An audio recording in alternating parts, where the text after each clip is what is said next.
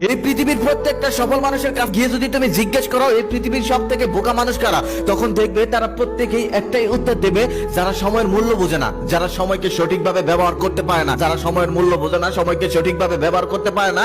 তাদের বাবার বা তাদের কাছে যত টাকাই থাক না কেন, তারা সেই টাকাকে ধরে রাখতে পারবে না।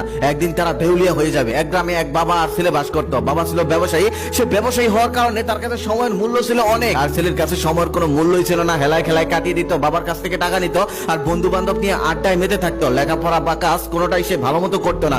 বাবা অনেক বোঝানোর পরেও তাকে কিছুতেই বুঝাতে পারছিল না। সে বলতো, আমার বাবার এত টাকা থাকতে আমি কেন কাজ করব, আমি কেন লেখাপড়া করব? আমার বাবার যত টাকা আছে তা যদি আমি সারা জীবন বসেও খাই তাহলেও ফুরাবে না। বাবা ছেলেকে নিয়ে সবসময় টেনশন করতো, কারণ তার যতই টাকা থাকুক না কেন, সে যদি এই টাকাগুলো ধরে না রাখতে পারে তাহলে সে একটা সময় দেউলিয়া হয়ে যাবে, রাস্তার ফকির হয়ে যাবে। টাকা সেই ধরে রাখতে পারে যে টাকা রোজগার করতে পারে, যে টাকা রোজগার করতে পারে না সে কখনো ধরেও রাখতে পারে না। অনেক চেষ্টা করেও বাবা তার ছেলেকে বুঝাতে পারলো না। তারপর সে মনে মনে ভাবলো তাকে একটি বাস্তব উদাহরণ দিয়ে চোখে আঙুল দিয়ে বুঝিয়ে দিতে হবে। তারপর বাবা সিদ্ধান্ত নিল যে একদিন তিনি ঘুরতে যাবে ছেলেকে নিয়ে। ছেলেকে বললেন, আর গাড়ি করে তারা ঘুরতে বের হলেন একটা পার্কের উদ্দেশ্যে। সেই পার্কের সামনে যেতেই দেখলেন তিনজন ফকির ভিক্ষে করতেছে। তারপর সেই তিনজন ফকিরের সামনে গিয়ে তিনজন ফকিরকে 1 লক্ষ করে টাকা দিয়ে দিলেন। 1 লক্ষ করে টাকা পেয়ে ফকিররা খুশিতে আত্মহারা হয়ে গেল। এদিকে ছেলের ভিতরটা জ্বলে পুড়ে ছাই হয়ে যাচ্ছে। ছেলে মনে মনে ভাবতেছে, আমি টাকা চাইলে আমাকে 10,000 টাকাই দেয় না, অথচ এখানে লক্ষ লক্ষ টাকা দান করছে, কিছুই হচ্ছে না তার, আর আমার বেলায় জ্বলে পুড়ে ছাই হয়ে যায়। বাবা তখন ছেলের মুখের দিকে তাকিয়ে বুঝলো ছেলে মনে মনে কি ভাবতেছে। তারপর ছেলেকে নিয়ে পার্কের ভিতরে গেল, আর পার্কে ঘোরাঘুরি করে তারা বাড়িতে চলে গেল। এভাবে 1 বছর কেটে গেল। 1 বছর পর আবার ছেলেকে বললেন, চলো আবার আমরা পার্কে ঘুরতে যাব। তারপর সেই পার্কের উদ্দেশ্যে দুইজন বের হলো। সেই পার্কের সামনে এসে দেখলো এবার একজন ফকির বিক্রি করতেছে, আর বাকি দুজনকে আর দেখা যাচ্ছে না। তারপর সে একজনের সামনে গিয়ে বলল, গত 1 বছর আগে আমি তোমাকে 1 লক্ষ টাকা দিয়েছিলাম, মনে আছে? লোকটা তখন বলল, হ্যাঁ আমার মনে আছে, আপনি আমাকে 1 লক্ষ টাকা দিয়েছেন। তখন লোকটা বলল, আমি তোমাকে 1 লক্ষ টাকা দেওয়ার পরেও তুমি আজও কোনো ভিক্ষা করতেছো? লোকটা তখন বলল, আমি ভুল করেছি, আর ভুলের কারণে আজও আমাকে ভিক্ষা করতে হচ্ছে। আপনি যখন আমাকে 1 লক্ষ টাকা দিয়েছিলেন তখন আমি এতটাই খুশি হয়েছিলাম যে আমি অনেক টাকার মালিক হয়ে গেছি। তারপর আমি ভাবলাম এই টাকা আমার কখনোই শেষ হবে না। তারপর থেকে আমি আর কখনোই ভিক্ষা করিনি।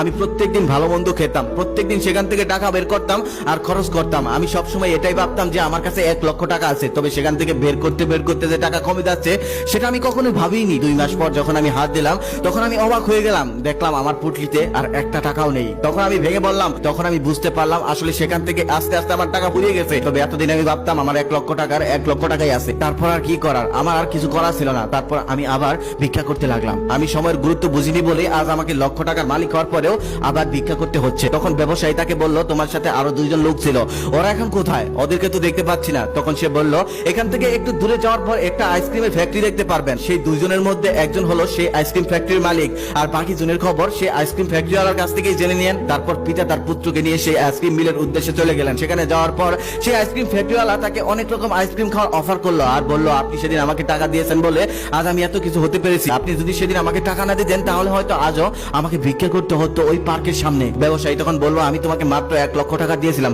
সেই 1 লক্ষ টাকা থেকে তুমি এত বড় বিজনেস কি করে দাঁড় করালে? আইসক্রিম ফ্যাক্টরির মালিক তখন বলেন, আপনি আমাকে যে টাকাটা দিয়েছিলেন সেটা আমি টাকা হিসেবে নয়, সেটা আমি একটা সুযোগ হিসেবে নিয়েছিলাম। আপনি আমাকে যে টাকা দিয়েছিলেন সেটা দিয়ে আমি একটা ব্যবসা শুরু করি, আর সেই ব্যবসা থেকে আজ আমি অনেক বড় হয়েছি, সমাজে প্রতিষ্ঠিত হয়েছি। আজ কারো কাছে আর আমার হাত পাততে হয় না। স্ত্রী সন্তান নিয়ে আমি অনেক সুখে আছি, শান্তিতে আছি। ব্যবসায়ী তখন তাকে বলল, তোমাদের মধ্যে যে লম্বা করে একটা লোক ছিল সে এখন কোথায়? তাকে তো দেখতে পারলাম না। আইসক্রিম ফ্যাক্টরির মালিক তখন বলেন, আপনি যেদিন আমাদেরকে 1 লক্ষ করে টাকা দিয়েছিলেন সেদিন আমরা অনেক খুশি হয়েছিলাম। আমরা 2 জন যে যার বাড়ি চলে যাই। তবে সে আর তার বাড়ি যায়নি, সে চলে গিয়েছিল একটা জুয়ার আসরে, আর সেখানে গিয়ে কিছুক্ষণের মধ্যেই 1 লক্ষ টাকা হেরে যায়। 1 লক্ষ টাকা হেরে যাওয়ার পর তার মাথা খারাপ হয়ে যায়। তারপর বাড়িতে গিয়ে স্ত্রীকে শুধু মারধর করে, আর মারধর করার কারণে স্ত্রী সেখানেই মারা যায়। তারপর তাকে পুলিশ নিয়ে যায়, আর তার মৃত্যুদণ্ড হয় স্ত্রীকে হত্যা করার কারণে। তারপর ব্যবসায়ী তার ছেলেকে নিয়ে সেখান থেকে চলে আসে, আর গাড়িতে বসে বসে বলেন, দেখো বাবা, টাকা ইনকাম করার থেকে টাকা ধরে রাখাটা সব থেকে কঠিন। সবাই টাকা ধরে রাখতে পারে না। যে সময়ের মূল্য দিতে পারে না সে কখনোই টাকা পয়সা ধরে রাখতে পারে না। তোমার বাবা যতই টাকা থাকুক না কেন, তুমি যে এই টাকাগুলো ধরে রাখতে পারবে, তুমি যে সঠিক পথে চলতে পারবে, এটার কোনো গ্যারান্টি নেই। দেখো, আমি 3 জন লোককে সমান সমান টাকা দিয়েছিলাম। প্রথম জন সেই টাকাটা পেয়ে ভুক বলে সেটা মেতে উঠেছিল,